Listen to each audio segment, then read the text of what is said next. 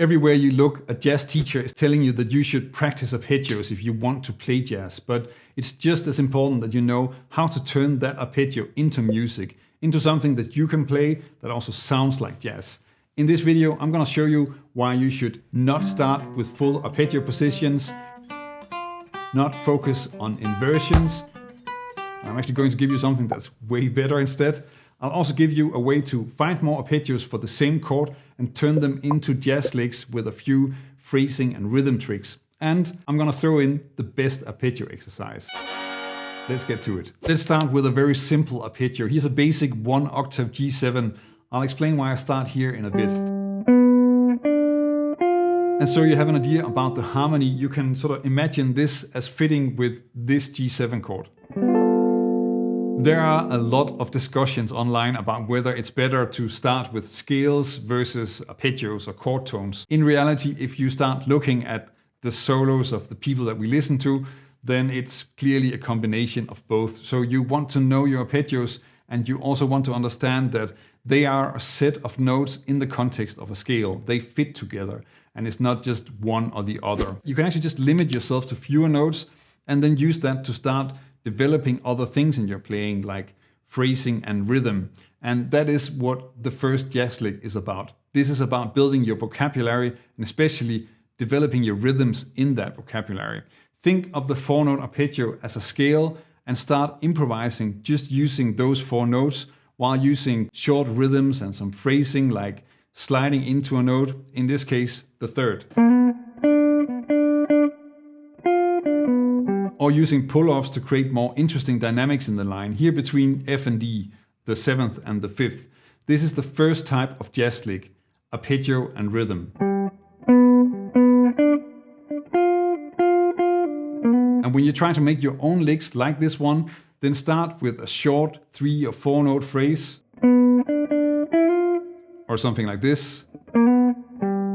And once you have that beginning, then you can compose the rest of the line. Just listen to what you think sounds good as a follow-up. Try some things out and you'll end up with a line like this.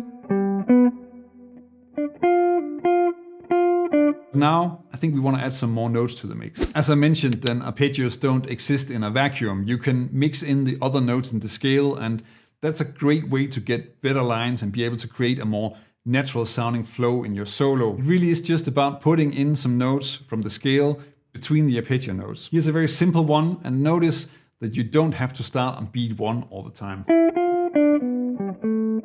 And don't forget that you can of course still add some phrasing to these more dense lines, which gives you the second type of jazz lick, mixing scale and arpeggio. Once you start working on the arpeggios like this, then you're gonna have a lot more options for creating some really great lines, but you also need to practice those arpeggios. In this case, the G7 is in the scale of C major, and you can turn all the diatonic chords in that scale into an arpeggio exercise, which then links those arpeggios to the scale, and as you'll see later, also gives you some more options with arpeggios that you can use over a chord.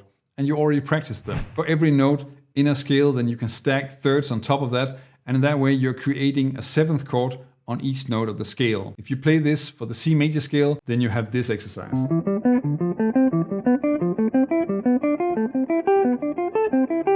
And once this exercise becomes easy to play, then you want to explore ways to add chromatic notes and rhythms to these arpeggios. That's something you're going to be using quite a lot.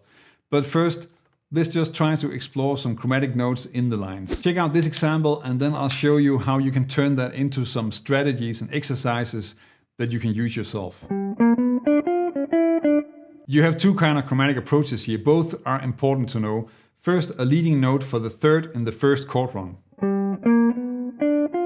It can be useful to try this out as an exercise, adding a note as a half step in front of each note in the arpeggio. That will give you this.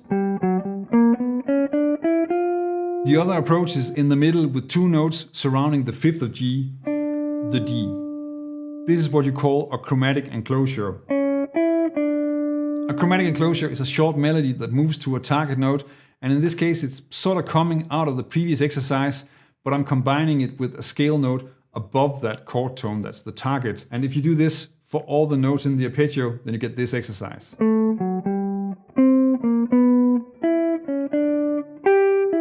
And if you have the feeling that your jazz licks are always just running up and down scales and arpeggios, then enclosures is a great way to fix that, which also gives you the third type of jazz lick, adding chromaticism.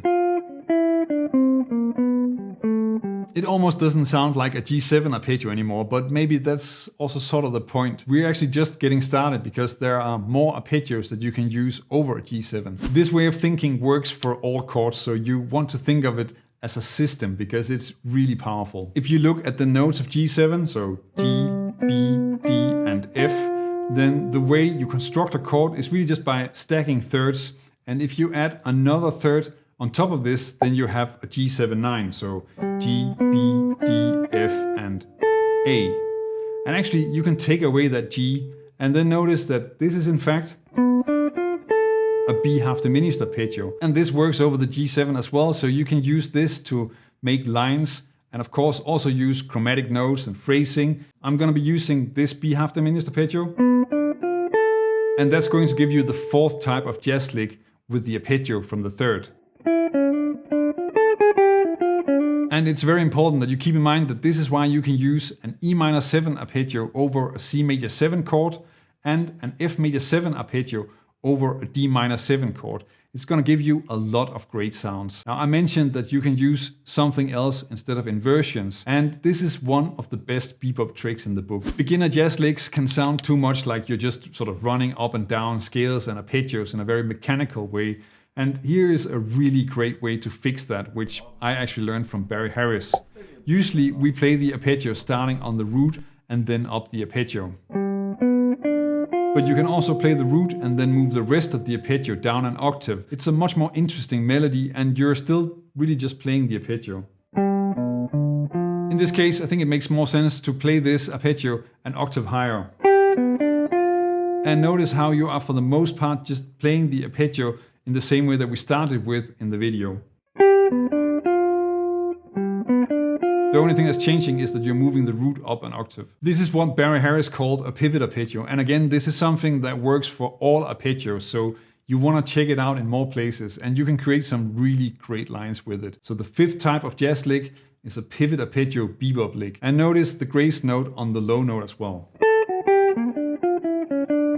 Barry Harris pivot arpeggios are a great way to level up your jazz lines, and you can take this even further by exploring Barry's approach to adding chromatic notes to your lines, often referred to as Barry Harris chromatic scale, which is a really great approach to making chromatic phrases very melodic. You can check out my video on that here and also learn why bebop scales are usually a complete waste of time.